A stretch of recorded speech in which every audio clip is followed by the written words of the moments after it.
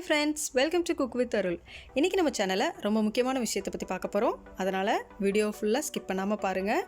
கடைசியில் இந்த வீடியோ உங்களுக்கு எவ்வளோ யூஸ்ஃபுல்லாக இருந்ததுன்னு கமெண்ட் பண்ணுங்கள். இப்போது இந்த கொரோனா காலகட்டத்தில் நம்ம உடம்புல நோய் எதிர்ப்பு சக்தி அதிகமாக இருந்தால் தான் கொரோனாக்கு எதிராக நம்ம ஃபைட் பண்ண முடியும் அப்படின்றது டாக்டர்ஸுகளோட கருத்து. ஸோ நீங்கள் விட்டமின் சி அதிகமாக இருக்கிற ஃபுட்டை எடுத்துக்கிட்டிங்கன்னா கொரோனாக்கு எதிராக ஃபைட் பண்ணுறதுக்கு நீங்கள் ரெடி ஆகிட்டீங்கன்னு அர்த்தம். நம்ம உடம்புல இம்யூனிட்டி பவர் அதிகரிக்கிறதுக்கு நம்ம விட்டமின் சி அதிகமாக இருக்கிற ஃபுட்டை எடுத்துக்கணும். அது எதிலெல்லாம் இருக்குது அப்படின்னு பார்த்தீங்கன்னா ஃப்ரூட்ஸ் அண்ட் வெஜிடபிள்ஸில் கிடைக்குது. அந்த ரிச் டயட்டை நீங்கள் எடுத்துக்கோங்க. இப்போது அப்படி விட்டமின் சி அதிகமாக இருக்கிற 2 ஃப்ரூட்ஸை பற்றி தான் நம்ம பார்க்க போகிறோம். ஒன்று ஸ்ட்ராபெரி, இன்னொன்று கிவி. வாங்க ஃபஸ்ட்டு ஸ்ட்ராபெரி பற்றி பார்க்கலாம். ஸ்ட்ராபெரியில் அதிகமாக விட்டமின் சி இருக்குது. நான் சொன்ன மாதிரியே அதுவும் இல்லாத அது ஏஜிங்கை குறைக்கும், நம்ம உடம்புல தேவையில்லாத கொழுப்பெல்லாம் குறைக்கும். அப்புறமா இது எடையை குறைக்கிறது கூட ரொம்ப உதவியாக இருக்கும். பெண்கள்லாம் இது நிறைய சாப்பிட்டீங்க அப்படின்னா உங்கள் மூஞ்சில் ரிங்கிள்ஸ் வராமல் உங்களை இளமையாகவே ரொம்ப நாளுக்கு வச்சுருக்கோம். அதே மாதிரி கிவிலையும் நான் சொன்ன மாதிரி vitamin C and anti oxidants ரொம்ப அதிகமாக இருக்குது. ப்ரெக்னென்ட் லேடிஸ் இதை கன்சியூம் பண்ணிங்கன்னா ஃபோலிக் ஆசிட் அதிகமாக இருக்கிறதுனால குழந்தைங்களோட மூளை வளர்ச்சி வயிற்றுக்குள்ளேயே நல்லா இருக்கும். அப்புறமா ஆஸ்மா இருக்கிறவங்க இதை கன்சியூம் பண்ணிங்கன்னா உங்களுடைய ஆஸ்மாவுடைய சிவியாரிட்டி குறையும். அதே மாதிரி ரத்தம் உறையிறத இது குறையும். இப்போது நம்ம இந்த ஃப்ரூட்ஸை எப்படி நம்ம குழந்தைங்களுக்கு பிடிச்ச மாதிரி பண்ணி கொடுக்க போகிறோம் அப்படின்றத பார்க்க போகிறோம். ஃபஸ்ட்டு ஸ்ட்ராபெரி மில்க் ஷேக் பண்ண போகிறோம். அதுக்கு ஸ்ட்ராபெரியை நல்லா அழகாக எடுத்து கழுவி க்ளீன் பண்ணி சின்ன சின்னதாக கட் பண்ணி வச்சுக்கலாங்க. தேவையான பொருள் என்னன்னு பார்த்தீங்கன்னா ரொம்ப கம்மியான இன்க்ரீடியன்ட்ஸ் வச்சு டேஸ்டான ஸ்மூதி பண்ண போகிறோம். ஸ்ட்ராபெரி, பால், சுகர், அவ்வளோதான் தேவை. பாருங்கள், இந்த மாதிரி சின்ன சின்னதாக கட் பண்ணி எடுத்துக்கலாம். இப்போ ஒரு மிக்ஸி ஜாரில் நம்ம கட் பண்ணி எடுத்துக்கிட்ட ஸ்ட்ராபெரி சேர்த்துக்கலாம். ஸ்ட்ராபெரியில் புளிப்பு சத்து கொஞ்சம் ஜாஸ்தியாக இருக்கும், அதனால் சுகர் ஜாஸ்தியாகவே ஆட் பண்ணிக்கோங்க. ஆல்மோஸ்ட் 200 கிராம்ஸ் ஸ்ட்ராபெரிக்கு நான் 1 கப் சுகர் எடுத்திருக்கேன். இதை நல்லா பேஸ்ட்டாக நம்ம அரைச்சி எடுத்துக்கலாம். பேஸ்ட்டாக அரைச்சி எடுத்ததுக்கப்புறமா காய்ச்சி குளிர வச்ச பாலை இது கூட நான் சேர்க்குறேன். சேர்த்து இன்னொரு வாட்டி அரைச்சிக்கலாம். பார்த்தீங்களா, சூப்பரான மில்க் ஷேக் ரெடி ஆகிடுச்சு. இப்போ இதை கிளாஸ்க்கு மாற்றிடலாம். இந்த மாதிரி கொடுத்தீங்கன்னா குழந்தைங்களுக்கு ரொம்ப பிடிக்கும், அடிக்கடி சாப்பிடுவாங்க.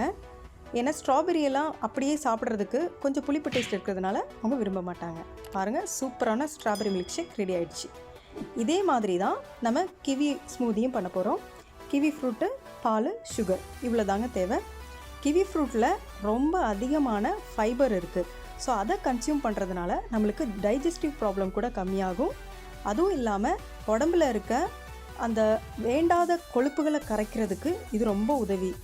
நிறைய ஸ்டடீஸ் சொல்லுது, கேன்சர் இருக்கிறவங்க கூட இதை சாப்பிட்டா கேன்சர் வராமல் தடுக்கிறதுக்கான நிறைய like vitamins and anti oxidants இதில் ஜாஸ்தியாக இருக்கிறதுனால இது ரொம்ப ஹெல்ப்ஃபுல்லாக இருக்கும் அப்படின்னு நிறைய ஸ்டடீஸ் சொல்லுது. இதில் இன்னொரு ட்ராபேக் என்ன அப்படின்னு பார்த்தீங்கன்னா, ப்ளீடிங் டிஸார்டர் இருக்கிறவங்க, அதாவது அதிகமாக ரத்தப்போக்கு போகிறவங்க இது அதிகமாக எடுத்துக்கக்கூடாது. அப்புறமா கிவி ஃப்ரூட் கொஞ்சம் பேருக்கு அலர்ஜியாக இருக்கவும் சான்ஸ் இருக்குது. ஸோ அதெல்லாம் நீங்கள் பார்த்து அப்படி இருக்கிறவங்க இது எடுத்துக்கக்கூடாது. இப்போ கிவி ஃப்ரூட்டை நல்லா கழுவி இந்த மாதிரி தோல் சீவிட்டு சின்ன சின்னதாக கட் பண்ணிக்கலாம். நீங்கள் கிவி ஃப்ரூட் வாங்கி ரொம்ப நாள் வச்சுட்டிங்கன்னா இது சீக்கிரமாக பழுத்துடும். பழுத்ததுக்கப்புறமா நம்மளால் இதை இந்த மாதிரி ஸ்மூதி பண்ண முடியாது. இது பழுத்தா கூட அதில் கொஞ்சம் புளிப்பு டேஸ்ட் இருக்கும்.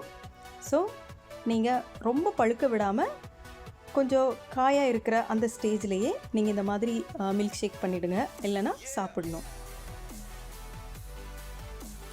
பார்த்திங்களா, இதில் இருக்க விதை கூட வேஸ்ட் ஆகிறதில்ல, அதையும் நம்ம கன்சியூம் பண்ணிடலாம். சின்ன சின்னதாக இருக்கிறதுனால நம்ம மிக்சியில் அரைக்கும்போது அதுவும் சேர்ந்து அரைப்பட்டுடும். ஸோ அது ஒரு பிரச்சனை இல்லை. இப்போ ஒரு மிக்ஸி ஜாரில் நம்ம வெட்டி வச்சுருக்கிற கிவியெல்லாம் சேர்த்துடலாம். அது கூடவே சுகரும் சேர்த்து நம்ம அரைக்க போகிறோம். இந்த கிவி ஃப்ரூட்டும் அப்படி தாங்க, ரொம்ப புளிப்பு டேஸ்ட் இருக்கும். அதனால் நிறையவே சுகர் சேர்த்துக்கோங்க. அப்போ தான் குழந்தைங்களுக்கும் பிடிக்கும், பெரியவங்களுக்கும் பல்லு கூசாமல் இருக்கும் நம்ம அந்த ஜூஸை குடிக்கும்போது. இப்போ நல்லா அரைச்சிக்கலாம். அதே மாதிரி மில்க் சேர்த்து அரைச்சிக்கோங்க. ஐஸ்கிரீம் அவைலபிளாக இருந்தால் நீங்கள் ஐஸ்கிரீம் கூட சேர்த்துக்கலாம். இப்போ நான் இதில் மில்க்கு கோல்டு மில்க் சேர்க்காததுனால ஐஸ் க்யூப்ஸ் சேர்த்துருக்கேன். இப்போ கிளாஸ்க்கு மாற்றிடலாம். பாருங்கள், பார்க்கவே நல்ல சூப்பரான ஸ்மூதி ரெடி ஆயிடுச்சு. இந்த மாதிரி அடிக்கடி குழந்தைங்களுக்கு கொடுங்க. ஏன்னா நிறைய குழந்தைங்க கிவி ஃப்ரூட் எல்லாம் அப்படியே கொடுத்தா சாப்பிடவே மாட்டாங்க. ஸோ அவங்களுக்கெல்லாம் இந்த மாதிரி நம்ம மில்க் ஷேக் பண்ணி கொடுத்தோன்னா அவங்களுடைய இம்யூனிட்டியை நம்ம அதிகரிக்கலாம். உங்கள் வீட்டில் இதே மாதிரி செஞ்சு பாருங்கள். உங்களுக்கு எப்படி வந்தது அப்படின்றத எங்களுக்கு கமெண்டில் சொல்லுங்கள். இந்த வீடியோ பிடிச்சிருந்தா லைக் பண்ணுங்கள், உங்கள் ஃப்ரெண்ட்ஸ்களுக்கும் ஷேர் பண்ணுங்கள், மறக்காமல் சப்ஸ்கிரைப் பண்ணுங்கள். பக்கத்தில் இருக்க பெல் பட்டனையும் அப்படியே ப்ரெஸ் பண்ணிவிடுங்க. அப்போ தான் எங்களோட வீடியோஸ் உங்களுக்கு அப்பப்போ சீக்கிரமாக வந்து சேரும். தேங்க்யூ ஃபார் வாட்சிங். நெக்ஸ்ட்டு உங்களை ஒரு சூப்பரான வீடியோவில் வந்து மீட் பண்ணுறேன். அது வரைக்கும் bye bye from Arul. Take care.